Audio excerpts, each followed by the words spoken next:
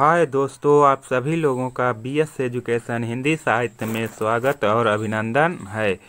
अगर आप लोग टीजीटी, पीजीटी या हिंदी से संबंधित किसी भी परीक्षा की तैयारी कर रहे हैं तो इस चैनल को सब्सक्राइब कर लें, जिससे हर एक वीडियो का नोटिफिकेशन आपको समय से मिलता रहे। चलिए देर न करते हुए इस प्रैक्टिस सेट को शुरू करते हैं। इससे पहले हम लोग एक प्रश्न नंबर 61 तक देख चुके थे। अब हम लोग प्रश्न नंबर 62 से देखेंगे। जो लोग इसके पहले वाला वीडियो नहीं देखे हैं वो प्ले लिस्ट में जाकर वीडियो को शुरू से लास्ट तक देख सकते हैं, जिसमें बहुत सारे प्रैक्टिस सेट को सॉल्व कराया गया है। बताइए इस वीडियो का पहला प्रश्न, स्था धातु का लंग लकार मध्यम पुरुष बहुवचन का रूप क्या होगा। आपको ध्यान रखना है कि स्था धातु है, लंग लकार है, मध्यम पुरुष है और बहुवचन में रूप क्या होगा। तो आप लोगों को अनिवार्य संस्कृत को भी अच्छे तरह से तैयार करना है, क्योंकि ये आपके प्लस पॉइंट होता है तैयारी को आगे बढ़ाने के लिए। आपको परीक्षा में सफलता दिलाने का प्लस पॉइंट आपका अनिवार्य संस्कृत भी होता है। तो आपका स्था धातु लंग लकार मिस होता है भूतकाल। ठीक है, लंग लकार मिस क्या होता है? भूतकाल होता है। भूतकाल में रूप चलता है आपका अधिष्ठत, अधिष्ठताम, अधिष्ठन, अधिष्ठ, अधिष्ठतम, अधिष्ठत, अधिष्ठम, अधिष्ठाव, अधिष्ठाम। इस तरह से स्था धातु लंग लकार मध्यम पुरुष बहुवचन का अगर रूप देखा जाए तो ऑप्शन आपका सी सही जवाब होता है। अधिष्ठत आपका सही जवाब होगा।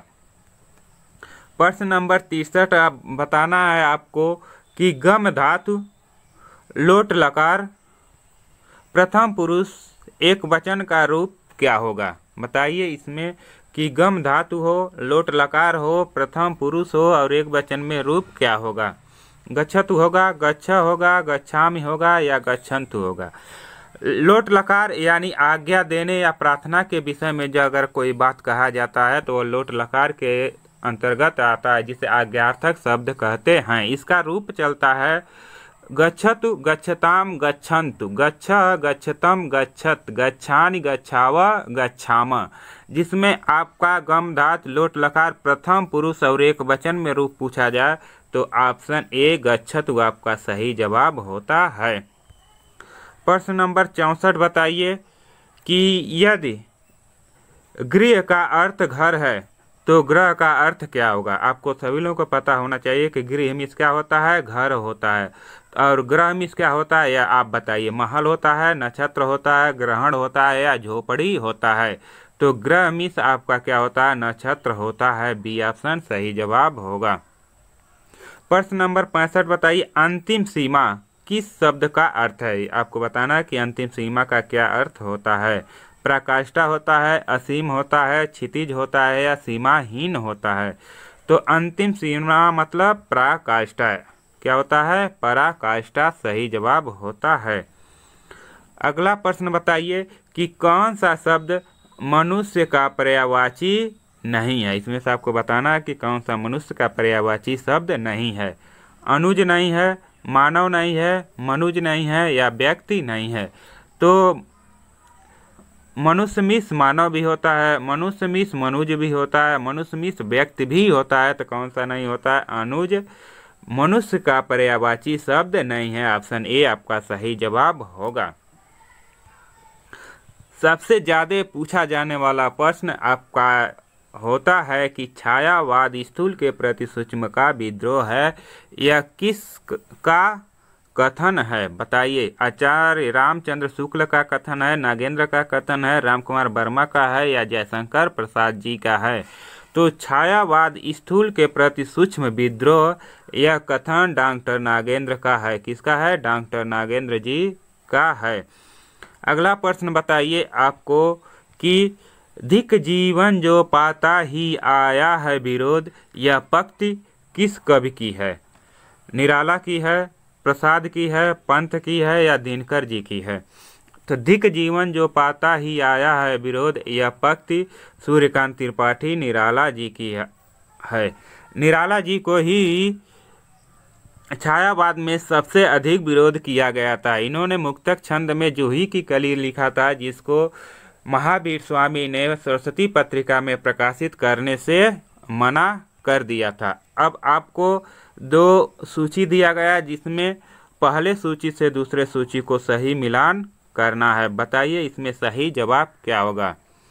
पहले सूची में आपको कवि के नाम दिया गया, दूसरे सूची में सप्तक का नाम दिया गया कि कौन सा कवि किस सप्तक से संबंधित है।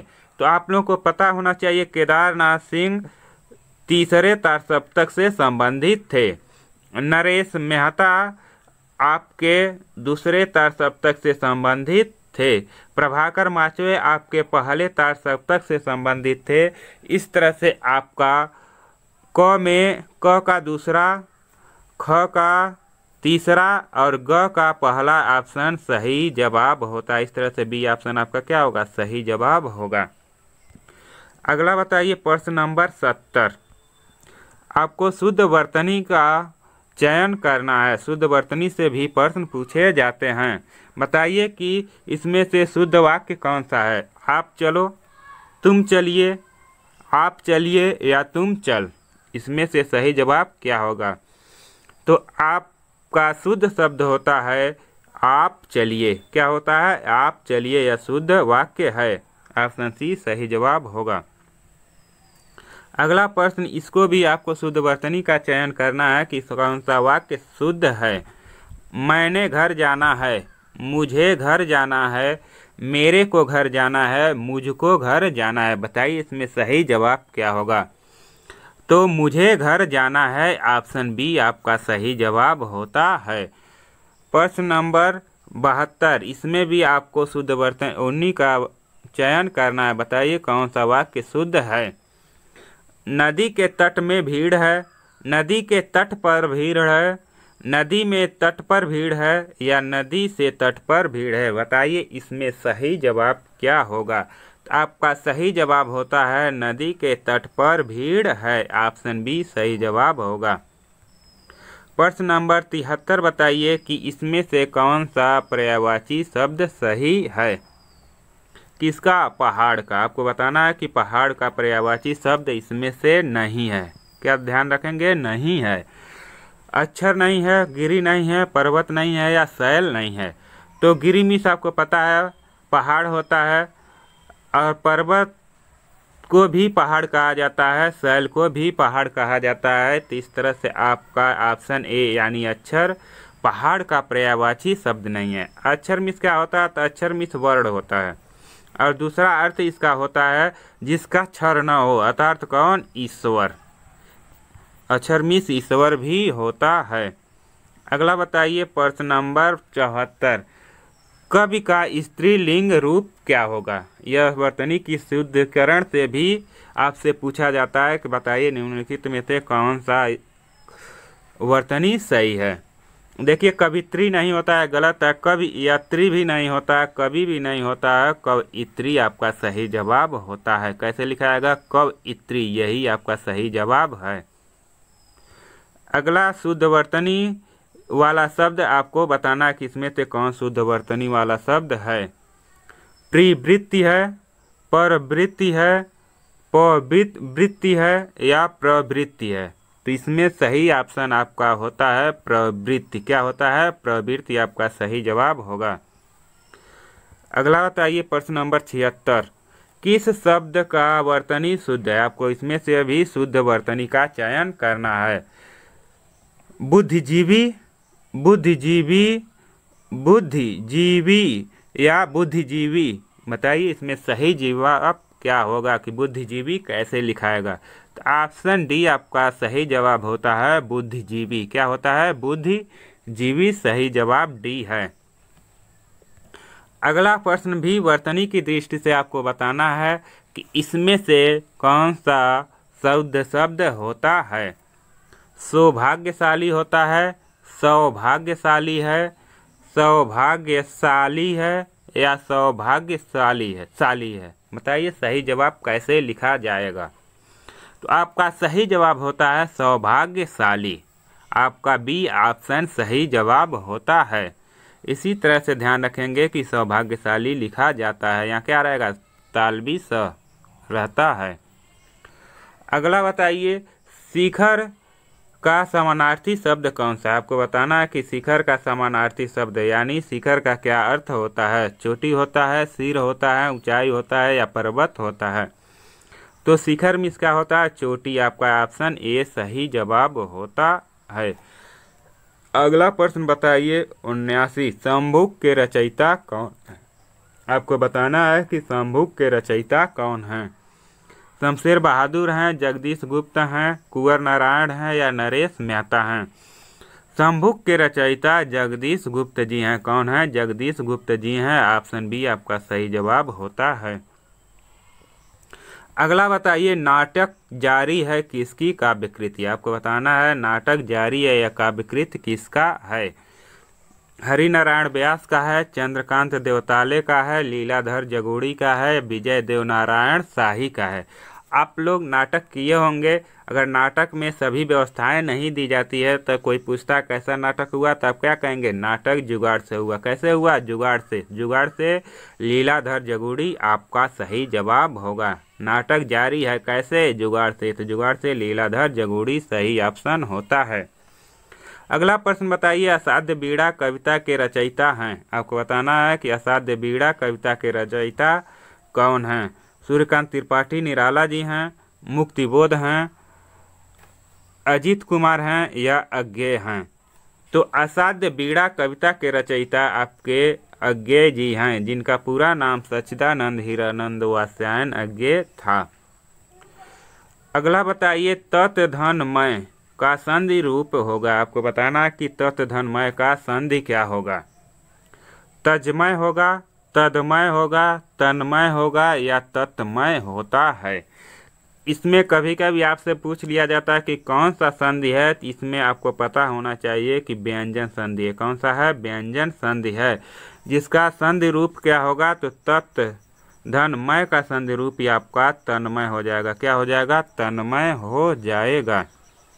प्रश्न नंबर 83 बताइए कि इसमें सही जवाब क्या होगा।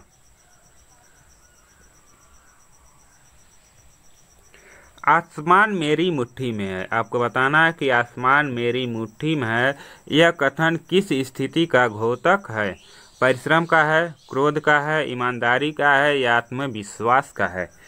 आप इतना पढ़िए कि आप परीक्षा को पास करने के लिए कहिए कि परीक्षा मेरी मुट्ठी में है। कब होगा, जब आप में आत्मविश्वास होगा। तो आसमान मेरी मुट्ठी में है, इसका अर्थ होता है आत्मविश्वास। क्या अर्थ होगा, आत्मविश्वास अर्थ होता है। अगला प्रश्न देखिए, इनमें से तत्सम शब्द कौन सा है। आपको तत्सम शब्द बताना है कि कौन सा है। आम है, आलस है, अगस्त है या अवतार है। तो आम, आलस और अगस्त आपका तद्भव शब्द है, लेकिन अवतार आपका क्या है, तत्सम शब्द होता है। इनमें से कौन सा शब्द तत्सम नहीं है। अगला प्रश्न आपको बताना है कि इसमें से कौन सा तत्सम शब्द नहीं है। पाषाण नहीं है, अंकुर नहीं है, ईर्षा नहीं है या उच्च नहीं है। तो पाषाण आपका तत्सम शब्द है, अंकुर भी आपका तत्सम शब्द है, उच्च भी आपका तत्सम शब्द है। तो कौन सा तत्सम शब्द नहीं है, ईर्षा आपका तत्सम शब्द नहीं है। अगला प्रश्न बताइए, ऐच्छिक का विलोमार्थी शब्द कौन सा है। आपको बताना है कि ऐच्छिक का विलोम कौन सा होगा। आवश्यक होगा, अनैच्छिक होगा, स्वैच्छिक होगा या करणी होगा। ऐच्छिक का विलोमार्थी शब्द अनैच्छिक होता है। क्या होता है, अनैच्छिक होता है। बी ऑप्शन आपका सही जवाब होता है। अगला प्रश्न बताइए कि कृत्रिम शब्द का विलोम शब्द कौन सा है। आपको बताना है कृत्रिम का विलोम क्या होता है। प्रकृति होता है, निर्भय होता है, निष्कपट होता है या स्वाभाविक होता है। तो कृत्रिम का विलोम शब्द आपका हो जाएगा स्वाभाविक। क्या होगा, स्वाभाविक। ऑप्शन डी सही जवाब होगा। अगला प्रश्न बताइए, जो नपा तुला बोलता हो, इस पद के लिए शब्द है। आपको बताना है कि इस शब्द के लिए एक पद क्या होगा। मूल्यभाषी होगा, मूतभाषी होगा, मृदभाषी होगा या मितभाषी होगा। तो आपका इसका सही जवाब होगा मितभाषी। इसे कहते हैं जो कम बोलता है, वो उसे हम क्या कहते हैं, मितभाषी भी कहते हैं। कम बोलने वाले के लिए एक शब्द क्या हो जाएगा? मितभाषी। अगला प्रश्न बताइए कि किए गए उपकार को न मानने वाला, जो किए गए उपकार को नहीं मानता उसे हम क्या कहते हैं? यह सबसे आसान लेकिन हर एक परीक्षा में पूछा जाने वाला प्रश्न है। तो किए गए उपकार को न मानने वाले को हम क्या कहते हैं? अविश्वसनीय कहते हैं, नास्तिक कहते हैं, कृतज्ञ कहते हैं या कृतज्ञ कहते हैं। जो किए गए उपकार को नहीं मानता उसे हम क्या कहते हैं? कृतज्ञ कहते हैं। क्या कहेंगे? कृतज्ञ कहते हैं। और आपसे अगर यही पूछ लिया जाए कि किए गए उपकार को मानने वाले को क्या कहते हैं, तो उसे कृतज्ञ कहते हैं। जिस पर विश्वास न हो उसे हम अविश्वसनीय कहते हैं, और जो ईश्वर में आस्था नहीं रखता उसे हम नास्तिक कहते हैं। इसे भी याद रखेंगे। अगला प्रश्न बताइए, निडर शब्द में कौन सा समास है? आपको बताना है कि निडर शब्द में कौन सा समास होगा। तत्पुरुष समास होगा, व्ययभाव समास होगा, कर्मधारय समास होगा या द्विगु समास होगा। तो निडर शब्द में बताइए कौन सा समास होगा। निडर को जब तोड़ेंगे तो इसका क्या होगा? नी प्लस डर होता है। तो नी आपका क्या है? नी आपका अव्यय है। जिस पद में पहला पद अव्यय हो वह क्या होता है? अव्ययी भाव समास होता है। इस तरह से बी ऑप्शन आपका सही जवाब होता है। इस तरह से आज आपका देख सकते हैं। बताइए, जिसको न निज गौरव तथा निज देश का अभिमान है, वह नर नहीं नर पशु निराही और मृतक के समान है। ये पंक्तियाँ किस कवि की है? आपको बताना है कि ये पंक्ति किस कवि का है। माखनलाल चतुर्वेदी का है, मैथिली शरण गुप्त का है, बालकृष्ण शर्मा नवीन का है या गया प्रसाद शुक्ल स्नेही का। बताइए इसका सही जवाब क्या होगा। तो आपका सही जवाब हो जाएगा मैथिली शरण गुप्त की यह पंक्ति है कि जिसको न निज गौरव तथा निज देश का अभिमान है, वह नर नहीं नर पशु निरा है और मृतक समान है। यह पंक्ति किसका है? मैथिली शरण गुप्त जी का है। चलिए प्रश्न नंबर 92 बताइए इसका सही जवाब क्या होगा। भारत भारती के रचनाकार हैं, मैथिली शरण गुप्त जी हैं, अयोध्या सिंह उपाध्याय जी हैं, नाथूराम शर्मा शंकर हैं, भारतेंदु बाबू हरिश्चंद्र जी हैं। बताइए सही जवाब क्या होगा। तो भारत भारती के रचनाकार मैथिली शरण गुप्त जी हैं। कौन है? मैथिली शरण गुप्त जी हैं। ए ऑप्शन आपका सही होगा। इसका रचना काल कितना है? तो इसका रचना काल 1912 है। आपसे पूछा जाता है कि भारत भारती का रचना काल क्या है, तो 1912 है। प्रश्न नंबर 93 बताइए, कामायनी नामक महाकाव्य में किस दर्शन की अभिव्यक्ति हुई है? वैष्णव दर्शन की, बौद्ध दर्शन की, शैव दर्शन की या जैन धर्म की? जैन दर्शन की। तो कामायनी किसका है? कामायनी जयशंकर प्रसाद का महाकाव्य है। इसमें किस दर्शन का प्रयोग हुआ? तो इसमें शैव दर्शन का अभिव्यक्ति हुआ है। अगला देखिए, किस शब्द में अधि उपसर्ग नहीं है? आपको बताना है कि इसमें किस शब्द में अधि उपसर्ग नहीं है। अधिपति में नहीं है, अधिक में नहीं है, अधिभार में नहीं है या अध्याहार में नहीं है। तो इसमें आपका सही जवाब ऑप्शन बी हो जाएगा, अधिक में अधि उपसर्ग नहीं है। कुछ बच्चे अध्याहार में कंफ्यूज होते हैं, तो इसको जब संधि करेंगे तो क्या हो जाएगा? अधिधन आहार। तो अधि आपका उपसर्ग है, आहार क्या है? मूल शब्द है। प्रश्न नंबर 95 देखिए, स्वर्ग शब्द से बना विशेषण कौन सा? आपको बताना है कि स्वर्ग शब्द से कौन सा विशेषण बना है। स्वर्गयुक्त है, स्वर्गीय है, सरगम है या स्वर्गपूर्ण है? बताइए स्वर्ग शब्द से बना कौन सा विशेषण है। तो स्वर्गीय स्वर्ग शब्द से बना विशेषण है। बी ऑप्शन आपका सही जवाब होगा। प्रश्न नंबर 96 बताइए, किस वाक्य में से का प्रयोग अपादान कारक के रूप में हुआ है? बालक कलम से लिखना सीख रहा है, रोगी ने अपने मनोबल से बीमारी पर विजय प्राप्त की, घोड़ा दबाते ही बंदूक से गोली निकली, त्योहारों से प्रेम भाव बढ़ता है। बताइए इसमें से का प्रयोग अपादान कारक के रूप में कहाँ पर हुआ है? तो इसमें देखिए से यहाँ पर भी है, से यहाँ पर भी है, से यहाँ पर भी है, से यहाँ भी है। तो इसमें आपको बताना कहाँ पर अपादान कारक के रूप में प्रयोग हुआ था। घोड़ा दबाते ही बंदूक से गोली निकली। अपादान में क्या होता है? अलग होने के अर्थ में। बंदूक से गोली निकली तो क्या बंदूक से अलग हो जा रहा है, इसलिए आपका ऑप्शन सी सही जवाब होगा।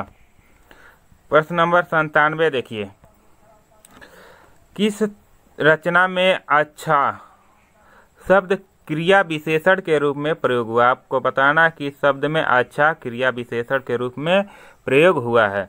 रमेश अच्छा लड़का है, अच्छा मैं चला, हमें अच्छों के साथ रहना चाहिए, कपिल अच्छा खेलता है। बताइए इसमें कहाँ पर अच्छा क्रिया विशेषण के रूप में प्रयोग हुआ है?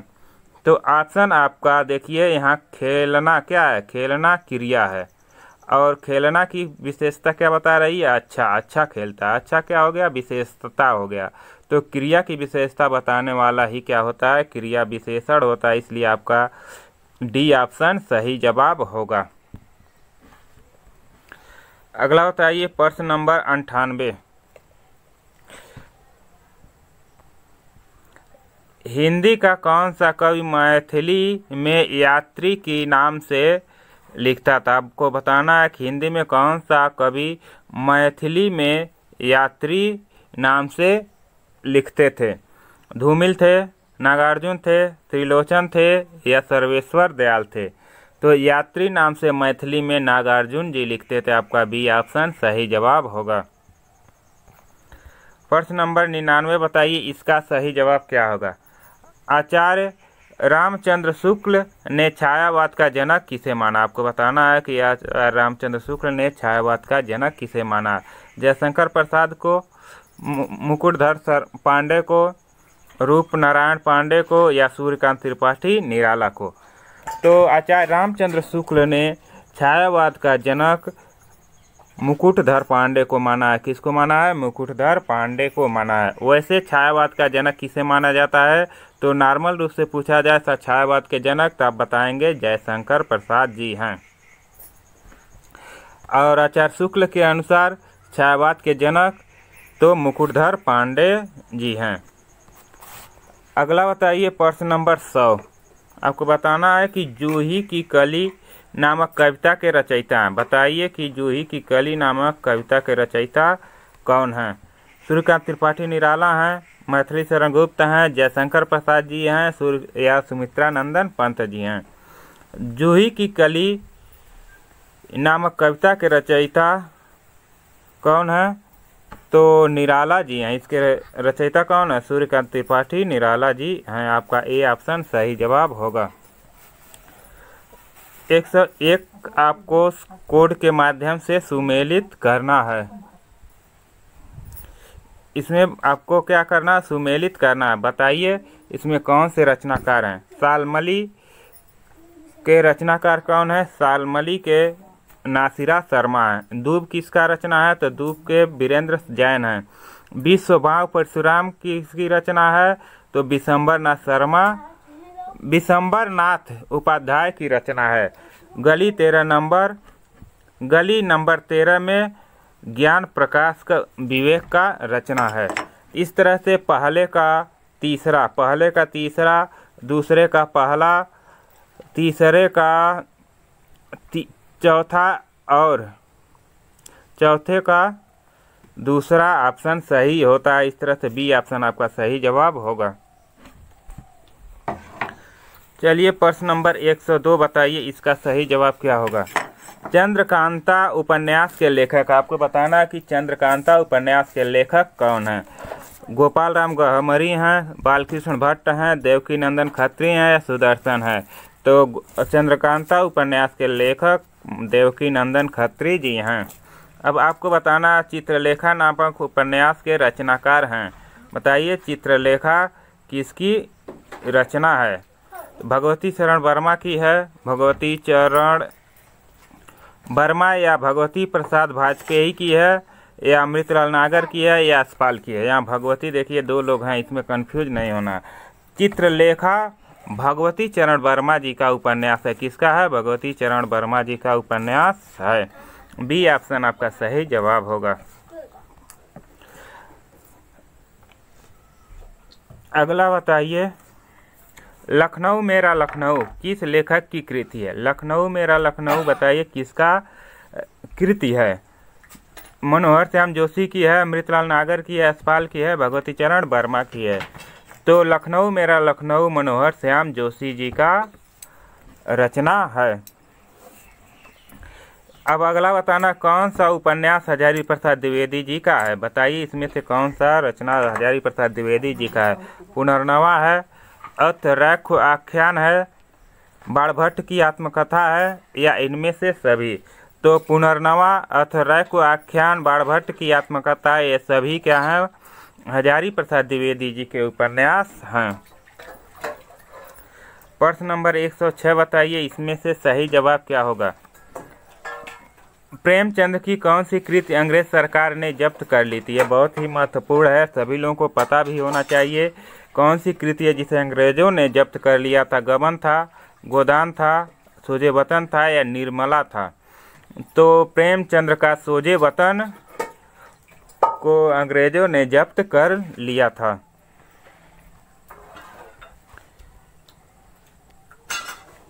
अगला बताइए, डॉक्टर नामवर सिंह ने निर्मल वर्मा को किस कहानी आंदोलन का प्रवर्तक माना? आपको बताना है कि नामवर सिंह ने कहानी आंदोलन का जनक निर्मल वर्मा को किस कहानी का आंदोलन का प्रवर्तक माना है? सचेतन कहानी का, समकालीन कहानी का, कहानी का, या नहीं कहानी का? तो नामवर सिंह ने निर्मल वर्मा को कहानी आंदोलन का प्रवर्तक माना है। अब अगला बताना है प्रश्न नंबर 108। बताइए इसमें सही जवाब क्या होगा? एक पति के नोट्स किस कहानीकार की कहानी है? बताइए कि एक पति के नोट्स किस कहानीकार की कहानी है? गोविंद मिश्र हैं, महेंद्र भल्ला हैं, ओम गोस्वामी हैं, या मणिका मोहिनी हैं? तो एक पति के नोट्स महेंद्र भल्ला का कहानी है। और आपसे पूछा जाता है एक पत्नी के नोट्स, एक पत्नी के अगर पति के स्थान पर क्या हो जाए, यहाँ पर अगर पत्नी कर दिया जाए तो आपको बताना कि एक पत्नी के नोट्स किसकी रचना है? तो एक पत्नी के नोट्स ममता कालिया का रचना। किसका है? ममता कालिया का रचना है। इस तरह से डाउट्स वाले बहुत से ऐसे रचना होते हैं जिसमें हम डाउट्स होकर गलत करते हैं। अगर डाउट्स वाले सभी प्रकार के डाउट्स को एक ही चैनल पर देखना चाहते हैं तो आप हमारे चैनल के प्लेलिस्ट में जाकर सभी डाउट्स वाले प्रश्नों को देख सकते हैं और अपने डाउट्स को दूर कर सकते हैं। अगला बताइए, त्यागपत्र के लेखक का नाम है? प्रेमचंद, मोहन राकेश, जैनेन्द्र, या अमरकांत? त्यागपत्र किसकी रचना है? तो त्यागपत्र जैनेन्द्र कुमार का रचना है। अब अगला बताइए, नीला चाँद के लेखक कौन है? नीला चाँद के लेखक कौन है आपको बताना है। श्री प्रसाद सिंह हैं, काशीनाथ सिंह हैं, विभांशु दिव्याल हैं, या रामदरस मिश्र हैं? तो नीला चाँद शिव प्रसाद जी का रचना है। 111 बताइए, जयशंकर प्रसाद की लिखी कहानियों की संख्या कितनी है? अब बताइए कि जयशंकर प्रसाद ने कितनी कहानियाँ लिखी हैं? 100, 170, 69 या 67? आपको ऑप्शन के अनुसार बताना है। तो जयशंकर प्रसाद ने 69 कहानियों की संख्या है, जिसमें बहुत से बुक में 70 भी दिया है। तो 70 और 69 कहानियों की संख्या किसकी है? तो जयशंकर प्रसाद की कहानियाँ लिखा गया। कितने? 70 या 69? दोनों ऑप्शन में से जो है वो आप सही लगाएंगे। इसमें नाटककारों को काल के आरोही क्रम में व्यवस्थित करना। इसमें नाटककार के दिए गए हैं, उसके आपको कालक्रम के आधार पर व्यवस्थित करना है। बताइए ए ऑप्शन सही है कि बी सही है, सी सही है, या डी सही है? तो आप लोगों को पता होगा कि इसमें सबसे पहले भारतेंदु हरिश्चंद्र का जन्म हुआ था। कब हुआ था? 1850 में। उसके बाद 1889 में जयशंकर प्रसाद जी का जन्म हुआ था। इस तरह से आपका ए ऑप्शन सही जवाब होगा। पहले भारतेंदु हरिचंद, उसके बाद जयशंकर प्रसाद, उसके बाद जगदीश चंद्र माथुर, उसके बाद सुरेंद्र वर्मा जी हैं। आपका ये ऑप्शन सही जवाब होता है। प्रश्न नंबर 113 देखिए, इसमें बताइए आपका सही जवाब क्या होगा। इनमें से ललित निबंधकार कौन है? आपको बताना है कि ललित निबंधकार कौन है। कुबेरनाथ राय हैं, विद्यानिवास मिश्र जी हैं, हजारी प्रसाद द्विवेदी हैं, या इनमें से सभी। तो ललित निबंधकार के रूप में कुबेरनाथ राय भी हैं, विद्यानिवास मिश्र भी हैं, हजारी प्रसाद द्विवेदी जी हैं, इसलिए आपका डी ऑप्शन सही जवाब होगा। इन तीनों लोगों का नाम भी आपको पता होना चाहिए ललित निबंधकार के रूप में, क्योंकि कभी कभी दे दिया जाता है कौन से ललित निबंधकार नहीं हैं। अगला बताइए 114, कौन सी आलोचनात्मक कृति डॉक्टर रामविलास शर्मा की है? नई समीक्षा, नए प्रश्न, प्रेमचंद और उनका युग, इतिहास और आलोचना, हिंदी साहित्य 20वीं सदी। तो रामविलास शर्मा का आलोचनात्मक कृति नई समीक्षा, नए प्रश्न भी है, इतिहास और आलोचना भी है, हिंदी साहित्य 20वीं सदी भी है। तो कौन सा नहीं है? प्रेमचंद और उनका युग यह रामविलास शर्मा की आलोचना कृति नहीं है। प्रश्न नंबर 115 बताइए, भाषा और संवेदना नामक कृति के लेखक कौन हैं? डॉक्टर रामस्वरूप चतुर्वेदी हैं, डॉक्टर रघुवंश हैं, डॉक्टर जगदीश गुप्त हैं, या नामवर सिंह हैं। तो भाषा और संवेदना नामक कृति के लेखक रामस्वरूप चतुर्वेदी जी हैं। आपका ये ऑप्शन सही जवाब होगा। प्रश्न नंबर 116 बताइए, काव्य के रूप किसकी रचना है? आपको बताना है कि काव्य का रूप किसकी रचना। काव्य के रूप यह एक रचना है, तो बताइए किसकी रचना है? महावीर प्रसाद द्विवेदी का है, श्याम सुंदर दास का है, गुलाब राय का है, या आचार्य रामचंद्र शुक्ल जी का है।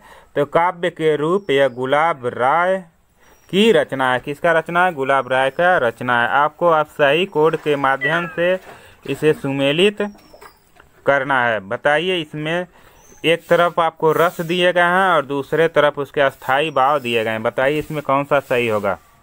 तो आप सभी लोगों को पता होना चाहिए शांत रस का अस्थाई भाव क्या होता है। तो शांत रस का अस्थाई भाव निर्वेद होता है। क्या होता है? निर्वेद होता है।